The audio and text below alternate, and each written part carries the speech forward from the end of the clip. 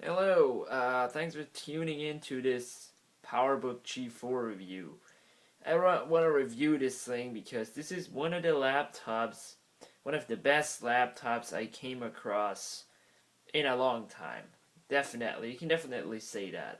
It's still my daily use laptop. Of course, not my main machine, but it's my laptop. And I've had that now for, I believe, 2 years. And of course, has been happening a lot of changes to Macs and computers in general. And new processors came out, and well, new software, new operating systems, and it's definitely different than when I purchased that before. But I will get into that all later. First, I'd like to show you uh, the quality of this thing is pretty good. It's completely made out of aluminum. Totally. There's not a lot of plastic on this. So it's not very light, you can say that, but that's mostly the battery doing it. By the way, I've got a new battery that's not the Apple branded one. You can see it's a little more white than, well, not that silver like the original batteries have. It's still powered up. This is a whole lot better than the original battery was. But back to the build quality, it's a very good high quality build computer. You don't get that today. Apple still has aluminum products, of course. You know, Johnny Ive and his aluminum addiction. It's good. I mean, I like aluminum. It's pretty, a good material. And I don't like cheap build computers, especially not laptops that move around all the time. And I've got a Dell computer that it's built out of aluminum too, and I like it a lot more than this one. Well, that was a laptop. And that is just the 100% plastic, and even though they can be lighter than these, I don't like that build quality. This is just so much better. And I dropped that, I believe now 4 times and never really got a damage except here in the power charger. That was the worst one. You can actually recognize that when you, I don't know if you can see it. I'll just focus on it.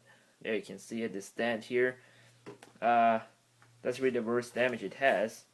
Other than that, it's just got scratches a lot. On the bottom, it's actually fine because these are still intact.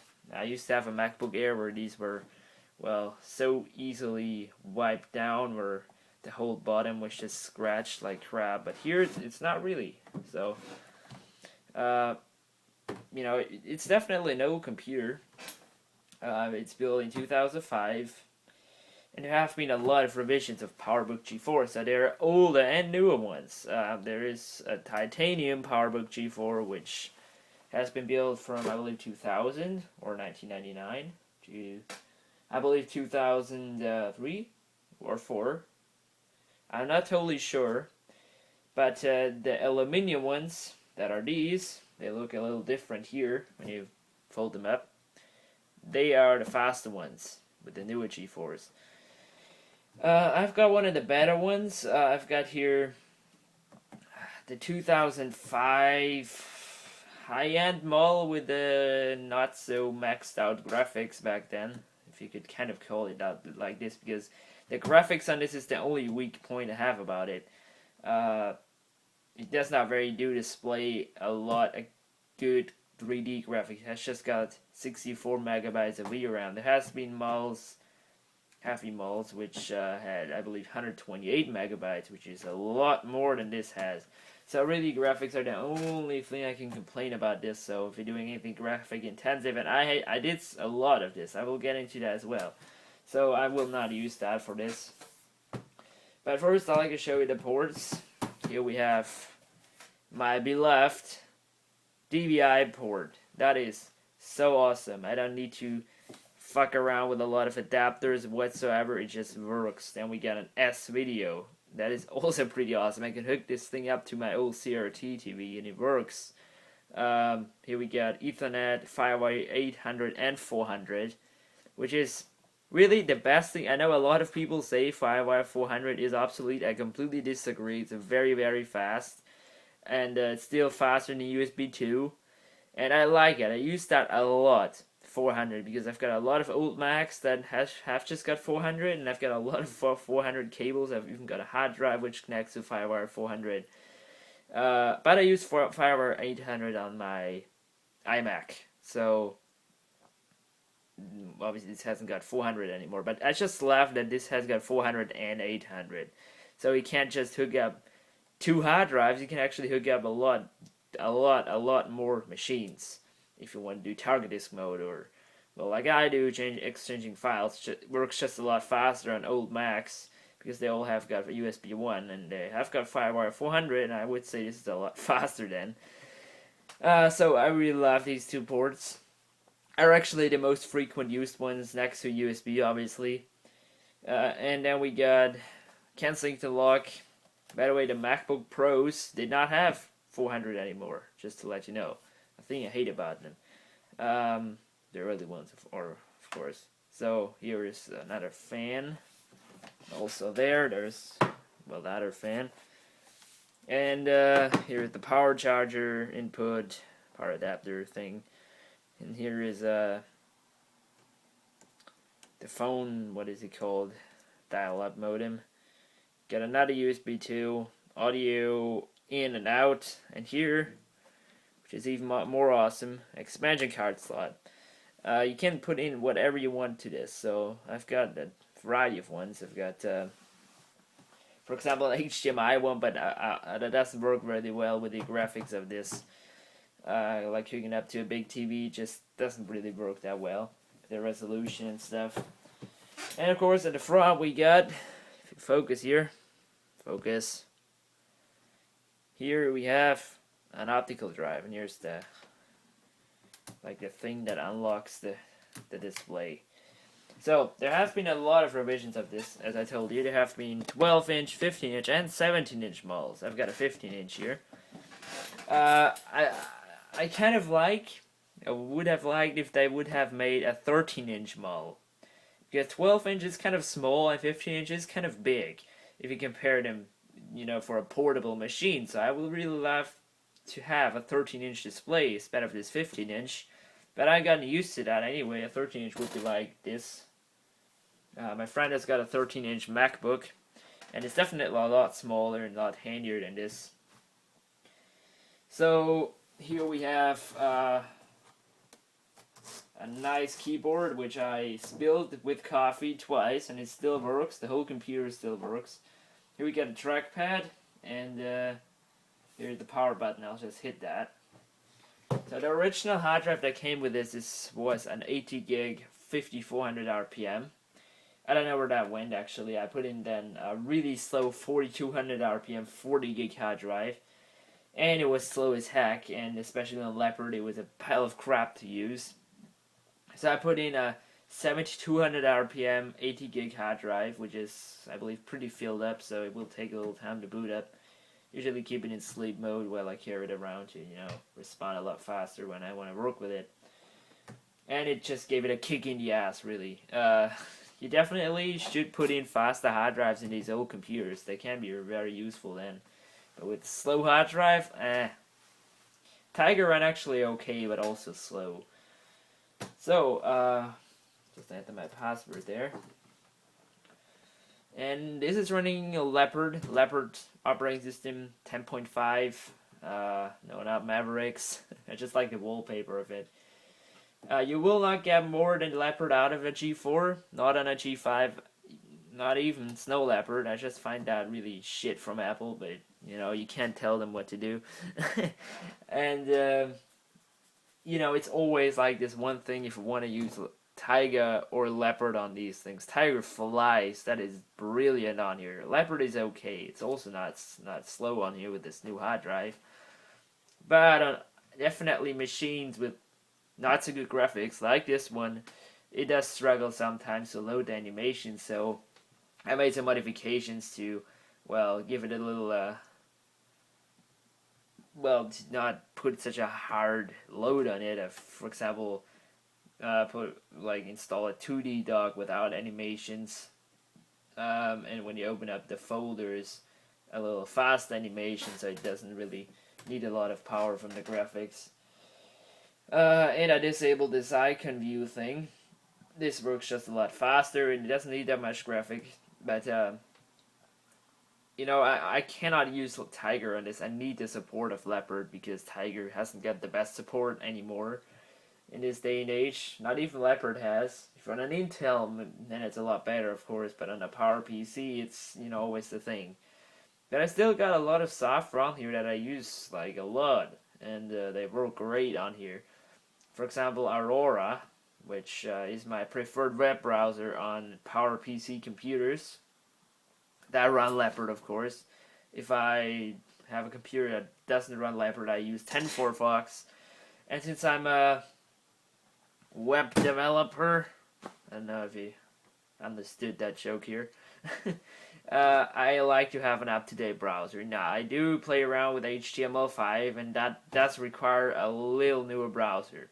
So I've got here a very hard-to-load website for this whole thing. It does actually do pretty fine with animations, but they're a little sluggish and laggy because it just hasn't got the power. And in Safari, this doesn't show a lot of animation anyway.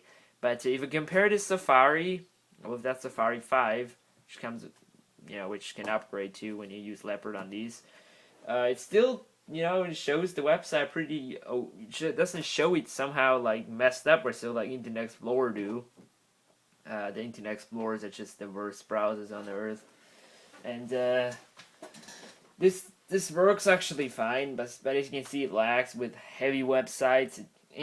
This was a lot better. I tell you, 2 years ago, I could like browse any website smooth, especially YouTube. Now YouTube is almost impossible to use on G4s and PowerPCs in general. I'll just go to YouTube here. I never use YouTube on here because, well, it's the Flash that just pisses any PowerPC users off.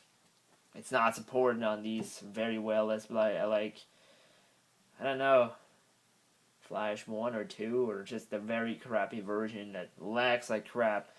I believe I didn't even install the Flash plugin on here, or I removed it. I've got Flash Block here, which is next to AdBlock, a very, very, very good extension for old computers. Yep, doesn't work. So on Safari, which is kind of ironic, it does work decent sometimes if the video doesn't have a lot of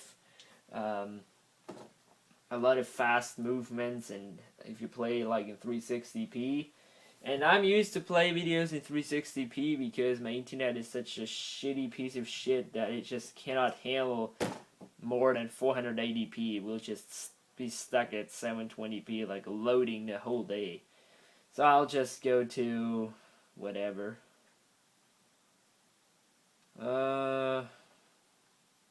Yeah, you can see the old Safari doesn't really like these new sites. It needs a little bit to load here. Yeah, I believe it froze up and get a beach ball here. Just give it a time. You know, that's the reason why I don't use Safari, because that happens a lot and a lot more often on, well, newer modern websites.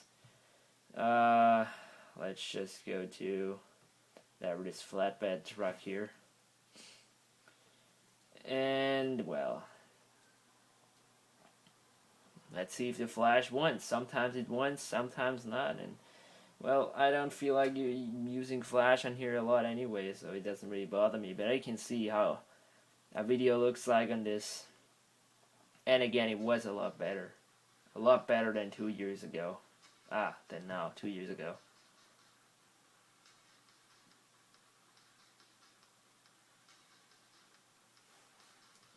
Yeah, it's stuck. And that does depend on, well, it crashed, awesome. That does really depend on your computer to handle the Flash, which is just shit. But what can you do? I just hate the one reason that Flash is just a pile of crap on here. If you're like using this as a web machine, it does get a lot harder, I tell you that. Was a lot better 2 years ago. When I got this, it was like browsing like fine without having a problem. So obviously you don't get iTunes 11 on here anymore. You should get the iTunes 10, which isn't really an issue for me because it's still talks with my iMac fine. That's what it always did. So you can see I can connect to my library here, but that will take a little bit. Yep, there you go. And I can watch all my movies still. That still works down to iTunes 7, I believe, so that is very nice to see. And my music, of course, and everything I have. That is, it's still nice to see. Obviously, you don't get all these advanced features out of the G4 because Apple has the thing that it takes out the features if you got an older machine, but they don't always do that to piss you off. They also do that to optimize it a little bit. A little off topic, they don't do that on the iPhone 4. They just want you to buy a new one because I have experienced all these features. You got an iOS 7 on my iPhone 4 before on iOS 6 with a jailbreak feature or similar ones. But that's totally off topic. So what application do we all use all the time on here? Well, this is one of the most frequent ones used, LibreOffice. It's not one of my favorite programs, I tell you that. It's on Mac, it does work a lot better than on Windows. I just cannot understand that. And it's still supported the latest version on PowerPC. It doesn't matter if it's G3, a G4, or a G5. It doesn't matter. They all run the latest version. So that is awesome to see from the developers. But if they could improve the bugs or remove the bugs, then this would be perfect. But this has just got so much bugs, I tell you that. But it's open source and free, and well, they should fix that annoying thing that it loads the whole fucking time. But that's not the machine's fault. It does that like on any computer. Doesn't matter if it's slow or fast. So this is not a beastie program at all, but it does get the job done if you want to do some simple things. I've got Word on here and Pages. Pages is a nice application. What I also use a lot on here is Keynote, but not to do the presentations. Well, to do the presentation, but not to create them. I do create them on my iMac. It has got a lot better graphics. It's a lot faster, obviously, and doesn't take that long, but displays them just fine, and that is nice to see as well. And I use that in my school when I have school. Obviously now I don't have, but I do a lot of presentations with this, and that works just awesome. And it can talk to my iPhone, and I can steer the presentation with my iPhone. Oh great, LibreOffice crashed, awesome. I've got iPhoto on here too. Oh, didn't want to launch it. Don't really use that on here because I want to save space on this to make it boot faster and stuff, and I, just to get some free space out of the hard drive. So, GeoGebra, I don't want to show you that piece of nice program. This is a nice program here. Text Wrangler. That's like Notepad++ for the Mac. Don't want to connect to that FTP server now. Just to give you an idea, I can edit my web pages with this easily, and that's what I always was looking on Mac, to have a similar editor than Notepad, like Notepad++, just on the Mac, and that is the program to use. So you need to have the older version. I believe it's, 3.5.3 that runs on PowerPC. Need Leopard for that. Another reason I have to use Leopard. There are other ones, but this is my favorite. So I've got iMovie on here. I tell you, I used to edit these things on here. These are DV tapes or VHS, or I hate them, but I got money for it, obviously. And I edited them on here, so you ask, why don't you do that on your iMac? It works a lot faster and better. Yeah, that's true, but I could never, ever find a way to talk to my iMac. The camera I used to play back the movies, import them.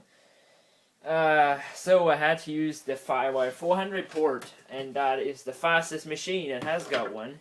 That is here. Obviously my iMac has got an 800 port, and I was like trying out a lot of different adapters, but it was not showing up, it was just not working. So like half a year ago, I got finally a working one that talked with mounted light and the camera. So that problem is solved, and I tell you, it was frustrating slow. I was having first the crappy VHS tapes or DV tapes. They were just 240p or even 160p or 140, up to 480p.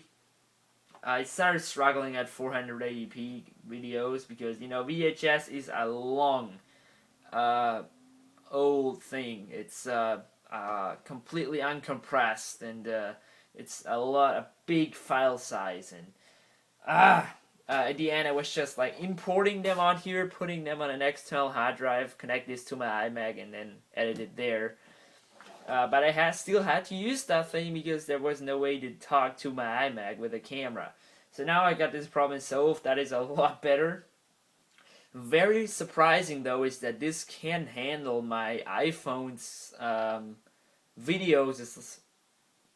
But if they're too long, of course, then we'll struggle. But it can't handle, like, if you're editing like a little project that is about up to 5 minutes long. This does just fine in iMovie HD, and that's just awesome. It's HD, so it does take quite some time to process and render the video, obviously, and that will drain the battery like crap.